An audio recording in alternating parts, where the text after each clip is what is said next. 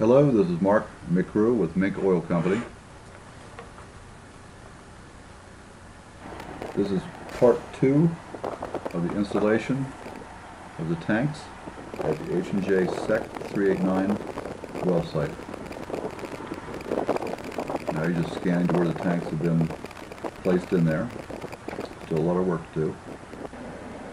This is the separator and the heater treater tank. The separator works off of the old natural process of oil separated from water. Does that naturally. And that will separate about 95% of the water out of the oil. And then that oil-water mixture goes into the heater treater, which has a big burner inside, like a great big giant stove. And it will cook that oil to a high enough temperature to evaporate the remaining water off.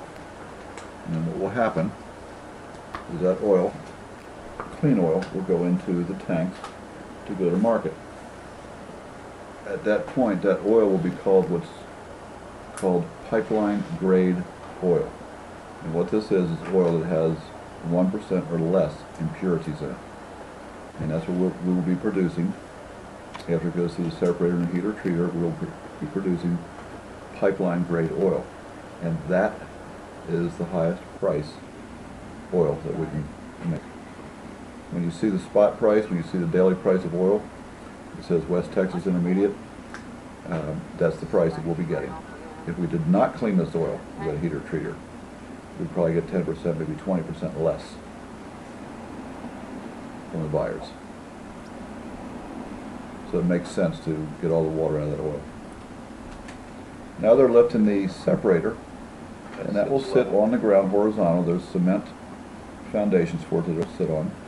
That needs to be perfectly level. Oil will come from the well. The pump in the well will pump the oil-water solution into that separator.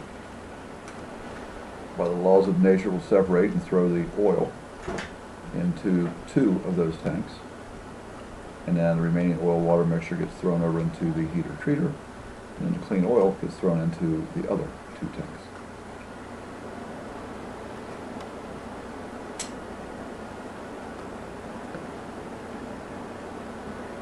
You don't see it much in this video. We had an awful lot of video out there.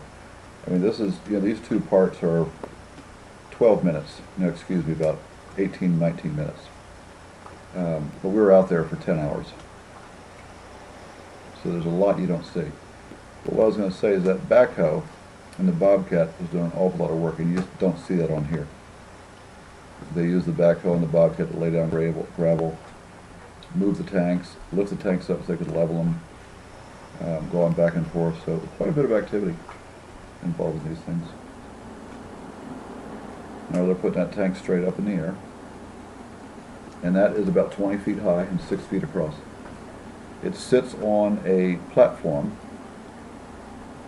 a round slab of platform about 1.5 feet thick, and that's the foundation for that tank. And these people brought that piece of cement in too. The cement foundation for this tank was leveled meticulously. They had their those wires are levels out there going back and forth to make sure that cement plate was level for this tank to sit on. That keeps it stable. Right. Because if it's empty, the wind can blow it over.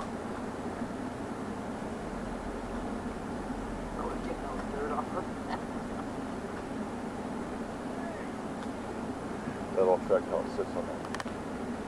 Now these guys are good. It's an interesting business. It can be a lot of hard work, but these guys do it right. They bring all the right tools for big boys. They've got some heavy equipment out here helping the labor, so it makes it go a little bit easier and an awful lot faster. I asked Ron, I said, how do you feel with the crane operator? And we had about 10 or 12 people on site today doing this work. I said, I don't want him back on this site. Oh yeah? Why that? Keeps things too high up in the air. Huh? I think keeps things too high up in the air. Ron St. John organizes these crews. I said, that's one doing ironwork. And it's interesting how he gets 5, 6, 7, 8, 10 different contractors all together at one site at the right time, at the same time. Yeah, like that. But it's got to be that way. so he has to do it. Okay, yeah, I said he had that tank, that number one tank dangling. In this business, we do what we absolutely, positively have to do. No more and no less to get the job done. Separate.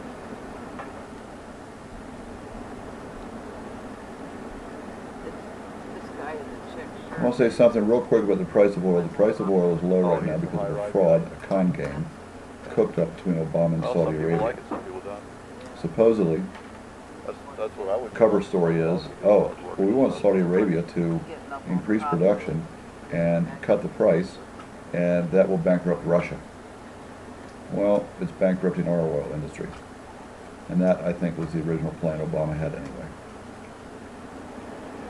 But at these prices, we're going to make money.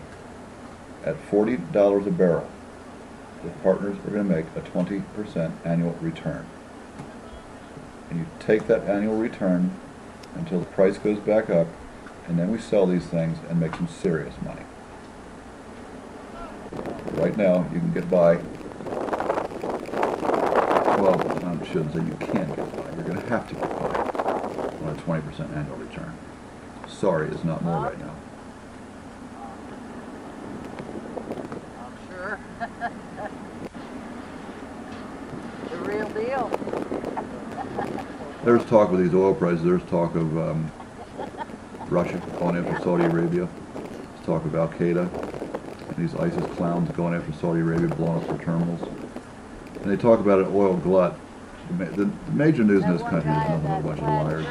They talk about a glut, and that's why the prices are low. It's got nothing to do with the glut. There is an overproduction of about 1 million barrels a day, more than what we use. And the world uses about 100 million barrels of oil a day, and there's a surplus of 1 million barrels, or 1%. That 1%, that 1 million barrels, represents about 20 minutes of oil usage on planet Earth. So anybody who wants to call a 40-minute supply or a 25-minute supply of oil a glut is an idiot. And I don't really think they're idiots. I think they're just lying. It's what they do best. There's talk about OPEC breaking up and going renegade, going rogue, doing whatever the heck they want to do, no more organization. The head of OPEC is talking just the other day that there could be a little bleep in the system, which would take oil up to $200 a barrel. We will see.